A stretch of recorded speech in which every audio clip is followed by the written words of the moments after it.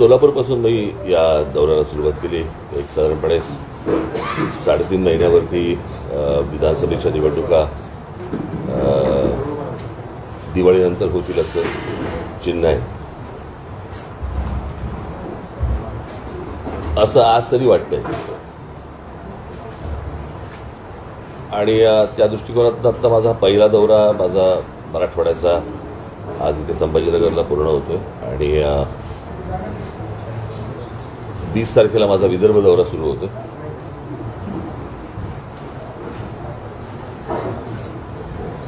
तुमच्याकडे काही बातम्या आल्या की मी दौरा आवरता घेतला वगैरे.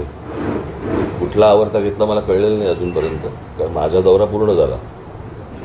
मध्ये ज्या काही गॅप्स होत्या त्या मी उदाहरणार्थ हिंगोलीला मी राहणार होतो, हिंगोलीला राहायच्याऐवजी मी तिथून कव्हर करून परभणीला आलो वगैरे असं. तर ते आज हा दौरा पूर्ण होतोय माझा. सोलापूरपासून या गोष्टीला सुरुवात झाली आणि गेले अनेक दिवस मराठवाड्यामधलं वातावरण आणि मराठवाड्यामधलं एकूण राजकारण याविषयी पाहत होतो, ऐकत होतो आणि त्याची प्रचितीही आली.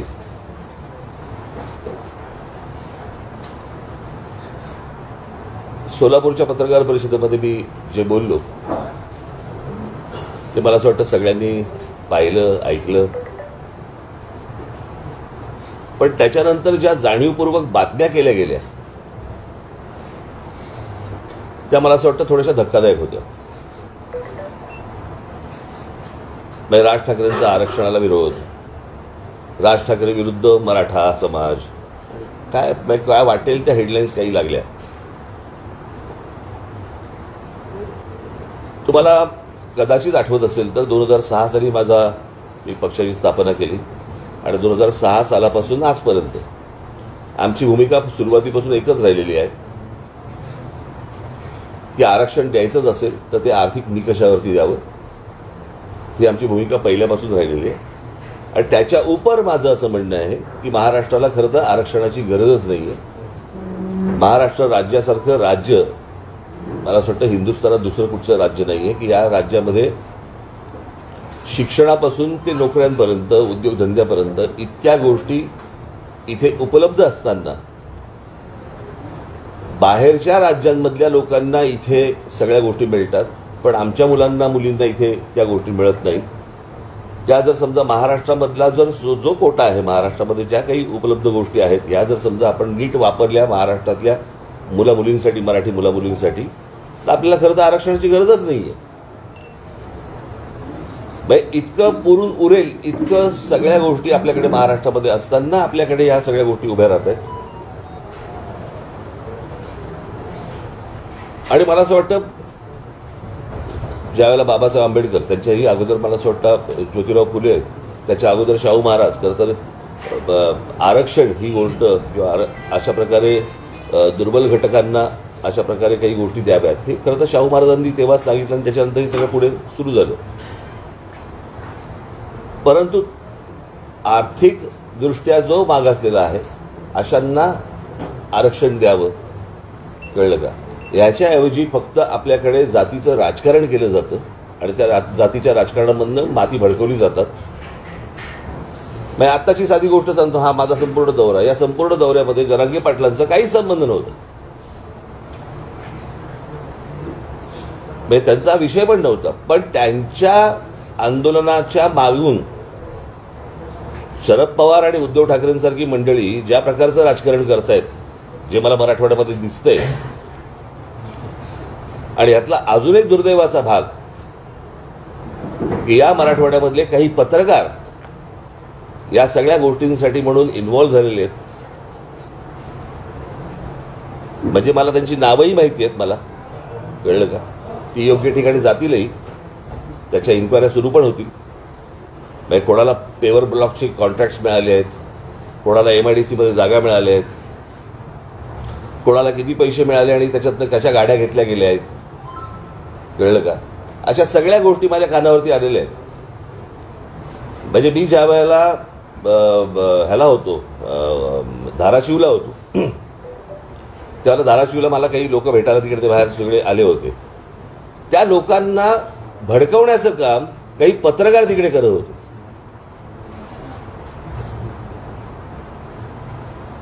मी ज्यावेळेला त्याला सांगितलं की तुम्ही वरती या, त्यावेळेला नाही चला खालती चला खालती चला हे सांगणारे पत्रकार होते. आणि मग त्याच्यातले कोण जण माझ्याबरोबर येणार आणि माझ्याबरोबर बोलणार, आणि मग नाही मग तिकडे मग पत्रकार आमच्या चॅनलचे तिथे माईक पाहिजेत वगैरे, हे इथपर्यंत सगळं प्रकरण झालं. त्यातले जे 2 जण होते ते पूर्वीचे असं म्हणतात, ते म्हणत होते की पूर्वीचे आम्ही शरद पवारांच्या जवळचे, त्याचे फोटोही आहेत. आता पूर्वीचे तुतारी बरोबर पूर्वीचे फोटो कसे असतात हे मला कळलेलं नाही.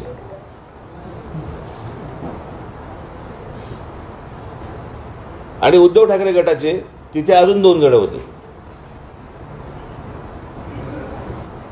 परवा दिवशी कुठेतरी मी नांदेडला असताना तिथे सर्किट हाऊसवरती एक कोणतरी 2-4 जण ओरडत होते. त्यातला एक जो माणूस होता त्यांचा शरद पवारांबरोबर आत्ताचा फोटो आहे.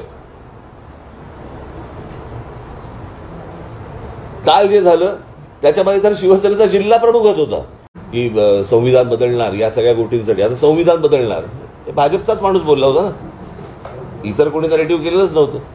पण ते जे लोक भडकले होते ते मतदान या सगळ्या लोकांना झालं इथे, त्यांना असं वाटते की ते त्यांच्या प्रेमाखातर झालंय, ते त्यांच्या प्रेमाखातर नाही झालंय.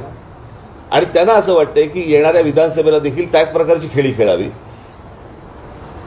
आणि याच्यासाठी आता काल तो शिवसेनेचा कोण तो जिल्हा प्रमुख ज्याला आमच्या पोरांनी मारला, नशीब पोलीसमध्ये पडले.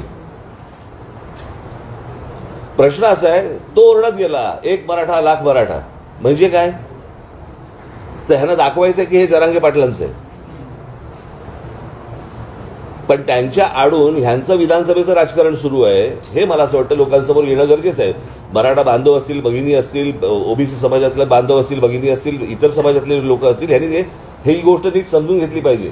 शरद पवारांसारखा आज 82-83 वर्षाचा माणूस आज महाराष्ट्रामध्ये स्टेटमेंट करतो की महाराष्ट्रामध्ये मणिपूर होईल.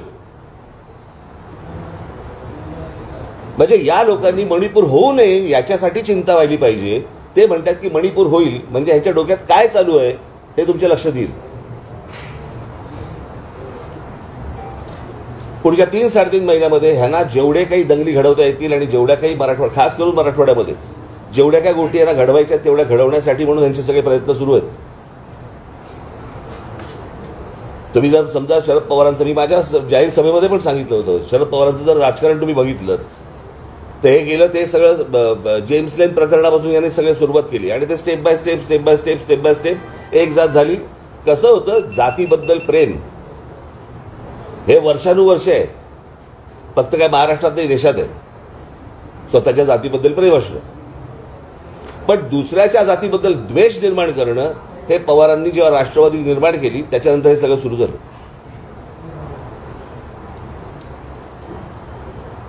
आज माझ्या दौऱ्यामध्ये या लोकांनी अडथळे आणण्याचे प्रयत्न केले.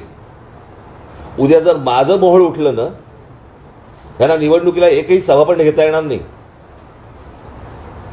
त्यांनी माझ्या वाट्याला जाऊ नये या लोकांनी, कळलं का? मी एकदा मागे म्हटलं होतं की यांच्याकडे प्रस्थापित आहेत, माझ्याकडे विस्थापित आहेत.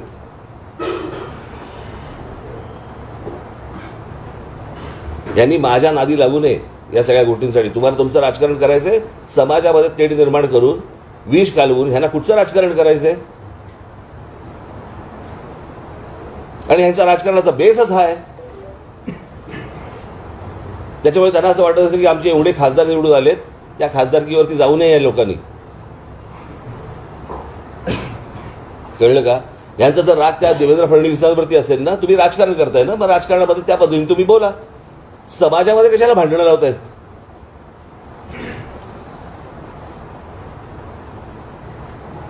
बरं, विषय आरक्षणाचा आहे ना. मला अजूनही आठवते 2003 पहिल्यांदा मराठा समाजाचा मोर्चा, त्यावेळेला ते जे नंतर जे आले ना मोर्चे ते नंतरचे वेगळे, पण मराठा समाजाला आरक्षण मिळालं पाहिजे याचा पहिला मोर्चा त्यावेळेला इथे आला होता, मुंबईमध्ये आला होता. मला आजही आठवतो, त्याचा फोटो पण तुम्हाला कदाचित माझ्याकडे असेल तो फोटो. व्यासपीठावरती तिथे जिथे मोर्चा अडवला गेला तिथे भाजपचे लोक होते, राष्ट्रवादीचे लोक होते, काँग्रेसचे लोक होते, शिवसेनेचे लोक होते आणि बाकी इतर काही लोक होते. सगळ्यांनी एकमुखांनी तिथे सगळ्यांनी सांगितलं की मराठा समाजाला आरक्षण मिळालं पाहिजे. बरोबर? कोणी अडवलं मग पुढे? अडवलं कोणी पुढे? जर तुमचं सगळ्यांचं एकमत आहे तर तुम्हाला थांबवलंय कोणी? मग अजूनपर्यंत गेली अनेक 15-20 वर्ष होत का नाही आहे? म्हणजे गेली 10 वर्ष केंद्रामध्ये नरेंद्र मोदी पंतप्रधान आहेत किंवा होते, आता तिसरी टर्म सुरू झाली, पण 10 वर्ष तर होते ना, बहुमतात होते. ज्या नरेंद्र मोदींनी बारामतीमध्ये येऊन सांगितलं होतं की मैं शरद पवार जी की उंगली पकड केल्या, हे फक्त मतं मिळवण्यासाठीच आहे, त्याच्या पलीकडे काही नाहीये. तुमचं राजकारण तुम्हाला लख लाभो, माझ्या नादी लागू नका, एवढंच फक्त मला त्यांना सांगायचंय. माझी पोरं काय करतील ना ह्यांना कळणार पण नाही. नंतर घरी येऊन आरशापुढे पाठ बघावी लागेल आणि पोट बघावे लागेल आणि गाल पण बघावे लागतील.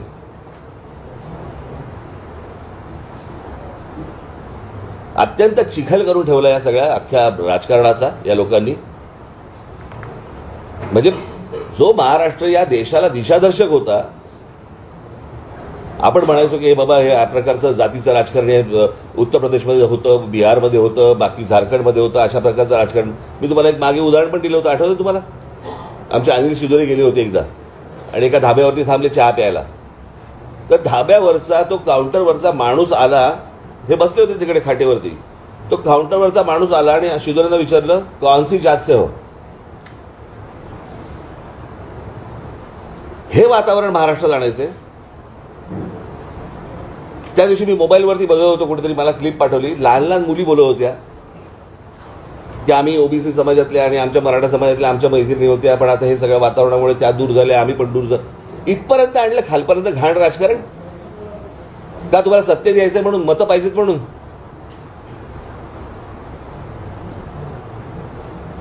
शरद पवारांकडे आज त्या वयाचा बुजुर्ग माणूस सत्ता नेता महाराष्ट्रात आता तरी नाहीये. पवारांनी भूमिका घ्यायला पाहिजे की हे असलं जातीचं राजकारण महाराष्ट्रात पसरता कामा नये, विद्वेष पसरता कामा नये. तुम्हीच हातभार लावताय त्याला, तुम्हीच सांगताय महाराष्ट्राचं मणिपूर होईल. पण ह्याचं राजकारणच मुळात तुम्ही पहिल्यापासून जर बघितलं ते फक्त जातीमध्ये विद्वेष पसरून या सगळ्या गोष्टी करायच्या, याच्या पलीकडे यांचं दुसरं राजकारण नाहीये. माझी फक्त मराठा समाजातल्या बांधवांना भगिनींना माझी विनंती आहे, ओबीसी समाजातल्या आहे, इतर समाजातल्या आहे, दलित बांधवांमधल्या तिथे पण आहे, ह्यांच्या नादी लागू नका. निवडणुका येतील, निवडणुका जातील, परंतु ही जखम बरी होणार नाही. हे सतत त्याच्यावरती मीठ टाकत राहतील.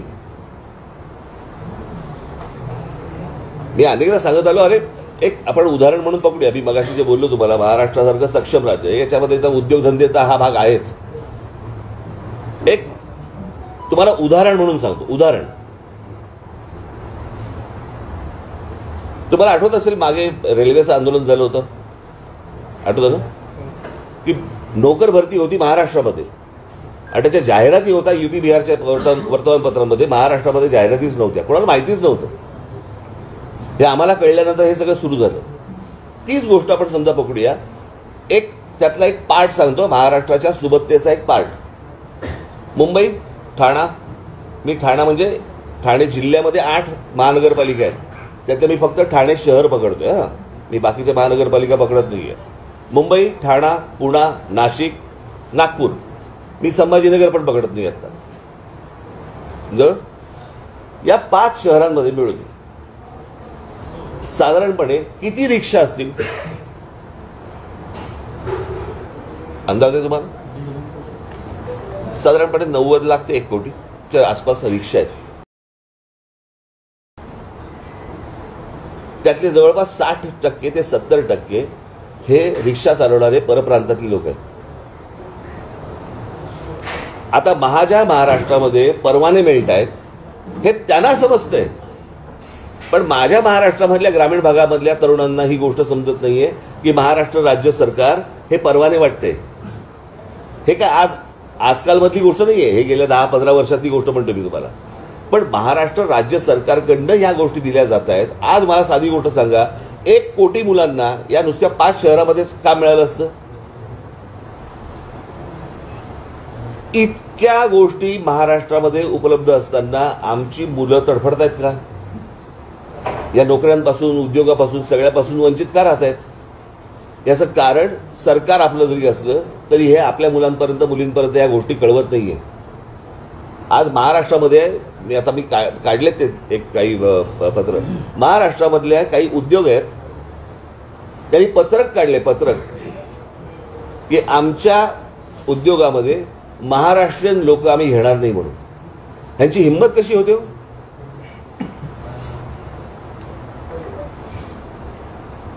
म्हणजे एवढ्या सगळ्या गोष्टी उपलब्ध असताना आम्ही आज फक्त भांडतो का?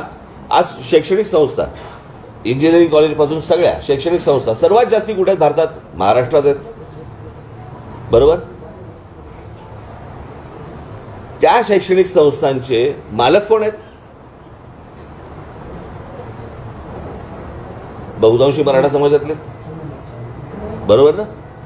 आहेत ना? तरी मराठा समाजातली अनेक मुलं, लाखो मुलं ही शिक्षणापासून वंचित काय? ह्यांना कोण विचारणार प्रश्न? हे यांनी या सगळ्या गोष्टी सत्तेतनं उभ्या केल्या, यांना कोणी विचारणार? म्हणजे ह्यांना कोणी विचारायचं नाही. सरकार सरकारच्या बाजूने, हे यांच्या राजकीय पोळ्या भाजत बसणार, कोणाच्याही खांद्यावरनं बंदुका चालवणार आणि इथे आम्ही डोकी फोडत राहणार समाजामध्ये. मला असं वाटतं महाराष्ट्रातला समाज हा सुज्ञ आहे, त्याला या सगळ्या गोष्टी समजतील. आणि मला, तुम्ही सगळे पत्रकार बांधव आहात, मला तुम्हाला फक्त एवढंच सांगायचं आहे, तुमच्यातले जे काही अशा प्रकारचे विष काढवणारे किडे असतील, मला असं वाटतं त्यांना तुम्हीच वेळीच बाजूला सारणं गरजेचं आहे किंवा त्यांना एक्सपोज तरी करणं गरजेचं आहे. हे एकदा हाताबाहेर प्रकरण गेलं ना, नंतर आवरता येणार नाही.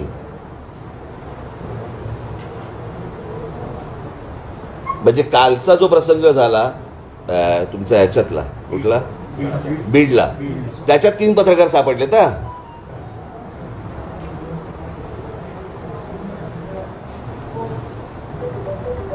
ही कोणती पत्रकारित आहे?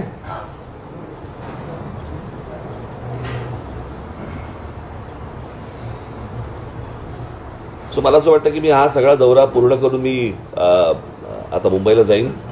20 तारखेला माझा विदर्भाचा दौरा सुरू होईल. बघू काय विघ्न आणतात ते, आणि ते विघ्न त्यांच्या गळ्यात कशी घालता येतील ते आम्ही पाहू. संविधान बदलण्याचा जे मुद्दा तुम्ही मांडता ते भाजपच्या खासदारांनी सुरुवातीला होतो. भाजपवाले तर म्हणतात ही फेक नॅरेटिव्ह विरोधकांनी सेट केली. नाही, मी त्याशी बोललो ना, सोलापूरला पण हेच सांगितलं की भारतीय जनता पक्षाच्या एका माणसाने नाही सांगितलं, 4-5 लोकांनी सांगितलं. तेव्हा बोलून झाले ते. काही असतात मूर्ख, त्याला काय करणार तुम्ही? पण ती गोष्ट त्यांना शेवटपर्यंत खोडता नाही आली. तुम्हाला आठवत असेल शिवतीर्थावरचं, शिवाजी पार्कवरचं माझं भाषणामध्ये मी तेव्हा पण हे बोललो होतो की संविधान बदलणार नाही, हे तुम्ही स्पष्ट करा. आठवतं ना तुम्हाला? मी त्या भाषणामध्ये सांगितलं होतं मी, पण ते शक्य नाही झालं. त्याला मराठा आरक्षणाबाबत तुम्ही जे वक्तव्य केलंय ते महाराष्ट्राला समजलं नाही बहुतेक, आणि सर्व राजकारण्यांना सुद्धा बहुतेक ते कळलं नाही. जे काही संधी आहेत त्या या पोरांना दिल्या गेल्या नाही म्हणून हे पोरं आपले रोजगारासाठी तडफडतात. हे विरोधकांनी समजून सुद्धा न समजण्याची भूमिका घेतली. मला असं वाटतंय विरोधकांच्या आधी पत्रकार,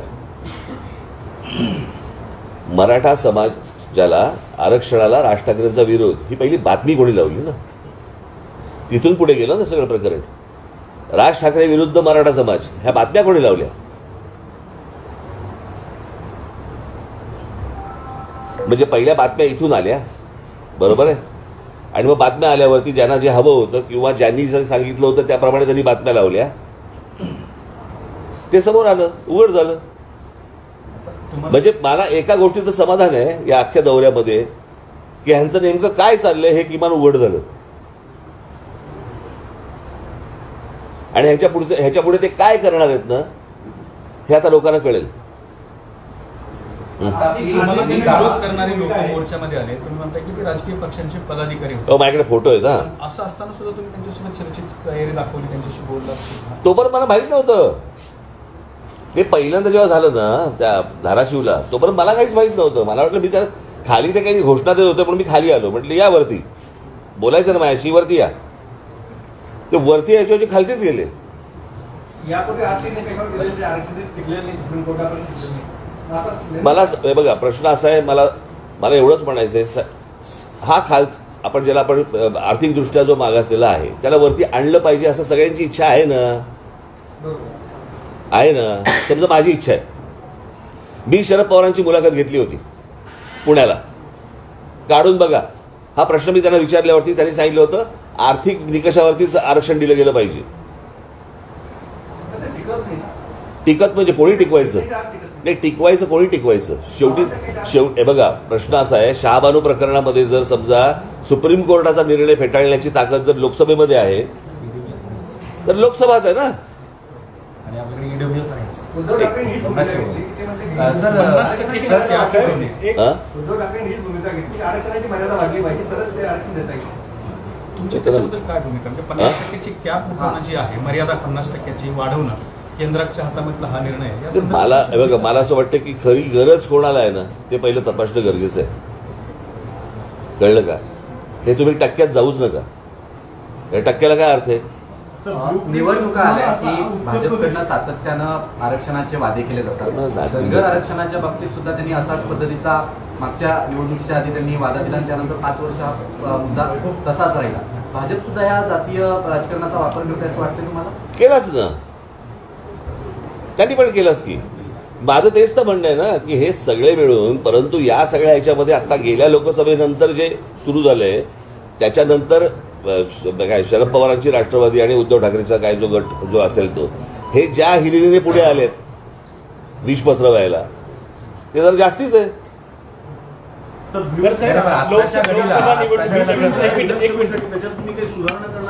सुधारणा चालू आहे. सर लोकसभा निवडणुकीच्या वेळेस मनसे नरेंद्र मोदी दिल्लीत पाहिजे म्हणून त्यांच्यासोबत होतं. आता विधानसभेला तुम्ही महाराष्ट्रभर दौरा करतायत, विधानसभेचे काही उमेदवारी सुद्धा तुम्ही जाहीर केल्यात मनसेच्या. मग महाराष्ट्रात आपल्याला एकनाथ शिंदे, फडणवीस, अजित पवार नकोत का. प्रश्न असा आहे ना, काय आहे 3 लोकांची एक कंपनी आहे, त्यांचे स्टेक ठरलेले नाही आहेत. कुठून चौथा पार्टनर घेणार. महाराष्ट्रात खरी गरज ज्यांना, आरक्षणाची खरी गरज ज्यांना आहे त्यांना दिलं पाहिजे. पण मराठा समाज जी आरक्षणाची मागणी करते तर त्यांना आरक्षणाची गरज आहे असं तुम्हाला वाटतं का सर. जो गरीब आहे त्याला असणारच ना. कळलं का. मराठा काय आणि कोणी काय, तुम्ही कशाला त्याच्यात फोड करताय. मी आत्ता हे जे पत्रकार आहेत ना इथे समोर उभे आहेत, बरोबर आहे, इथे उभे राहा आणि सांगा यांची जात कुठची. सांगता येईल का यांची जात कुठची, सांगता येईल का. नाही ना. आपण कशाला फोड करतोय.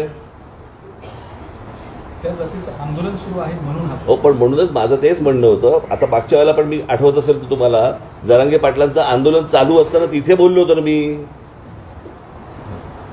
होतात ना तुमच्यापैकी कोणी तिकडे. की तो टेक्निकल प्रॉब्लेम आहे. आणि कसं आहे, हा फक्त महाराष्ट्रातल्या मराठा समाजाचा विषय येत नाही. एक जर विषय आला तर बाकीच्या राज्यांमधल्या ज्या इतर जाती आहेत त्यांचाही विषय येतो बरं. आणि त्या बाकीच्या राज्यांमध्ये कोणी काढायला तयार होत नाहीयेत. जाती मतांचं राजकारणच सगळे पक्ष डोळ्यासमोर ठेवण्यात. सगळ्या पक्षांचा एकच अजेंडा दिसतो, जातीय. बघा माझं असं म्हणणं आहे, माझं सांगणं कोणाला आहे, राजकीय पक्षांना नाही आहे. माझं सांगणं समाजाला आहे की हे जे विष कालवत आहेत ह्या विष कालवण्याला तुम्ही थारा देऊ नका. एवढंच फक्त माझं म्हणणं आहे. कारण ह्याच्यामधले काही जे मुठभर आहे हे फक्त हे तुम्हाला सांगतो 3.5 महिन्यानंतर ना हे कोणी नसणार. यांचं काम आटपलेलं असेल. विषय नीट समजून घ्या. आणि बघा तुम्ही माझ्याकडनं काही बदलून घ्यायचा प्रयत्न करत असाल मी बोलीन पण इतके अज्ञानी पण दाखवू नका.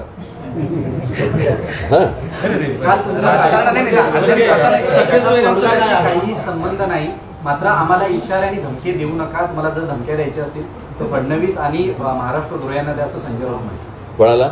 नाही ती शरद पवारांची सोंगटी आहे, ती करवली, त्यांच्या अमंगल कार्यातली करवली आहे ती. कळलं का. ते उंबरठ्यावरती बसून तिकडेच आयुष्य जिजवणार.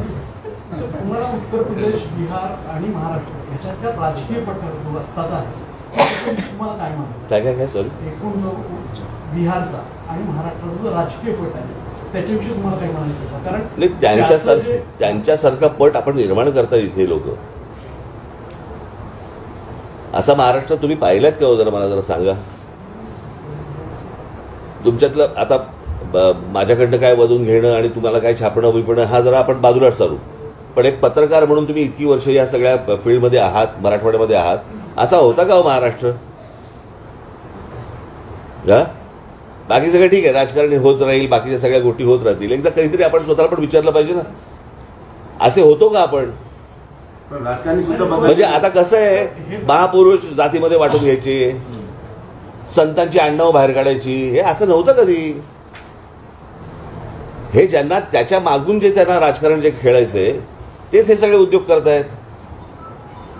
पण राजकारणी सुद्धा त्यावर डिसेंट होते. राजकारणी सुद्धा बदलले जातात. राजकारण्यांना सुद्धा हे जातीचे संघर्ष हवे.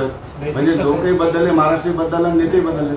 आता मी परत तेच सांगतो, पत्रकारही बदलले, नक्कीच बदलले. बरोबर ना?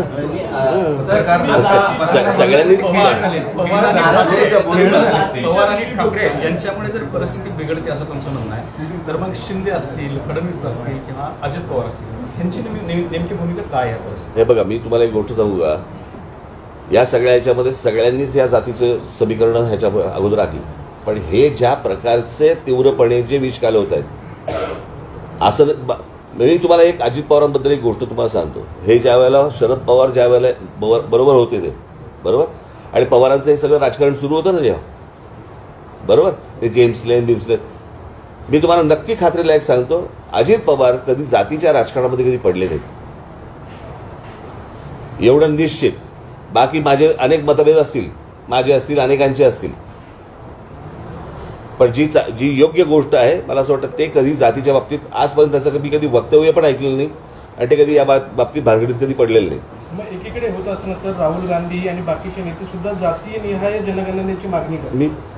मी परत तुम्हाला तेच सांगतो, जात तुमची काय जात असेल मला माहिती नाही, पण जात तुमची तुम्हाला प्रिय असेल, दुसऱ्या जातीबद्दल विद्वेष पसरवू नका, एवढंच माझं सांगणं आहे ना. आपण 30 रेकॉर्ड घासतोय की नाही मगापासून, बरोबर, हा, तेवढंच माझं म्हणणं आहे.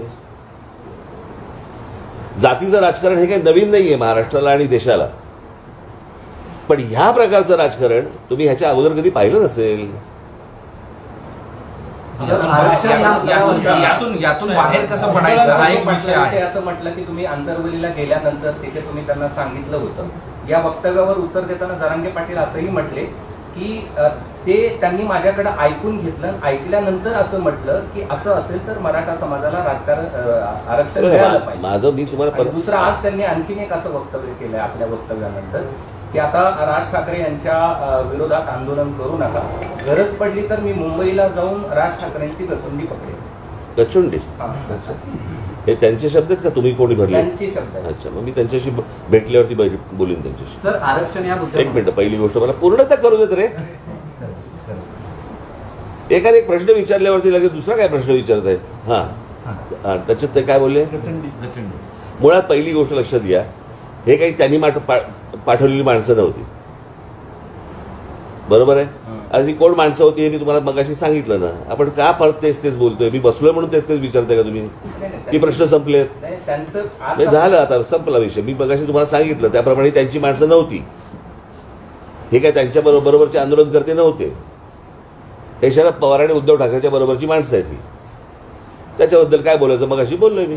सर अशा परिस्थितीमध्ये आता आपण पुढे जायचं कसं? कारण हे जर त्यांचा जर दंगल घडवण्याचा कट आहे किंवा या सगळ्या जाती द्वेष वाढवण्याचा प्रयत्न आहे, अशा परिस्थितीत काय तुम्ही सगळे चांगले पत्रकार आहात असं मी समजतो. तुम्ही सांगितलं पाहिजे की संपूर्ण बांगलादेश याच्यामध्ये हिंसाचार झाला, हिंदूंच्या घरांवरती तिकडे अटॅक होत आहेत, ते जर शरण आले भारतात तर त्यांना तुमचा पाठिंबा असेल? कोणाला? सगळ्या जगाची काय गोष्टी आपण व्हायच्यात का? त्यांचं त्यांना बघू देत ना.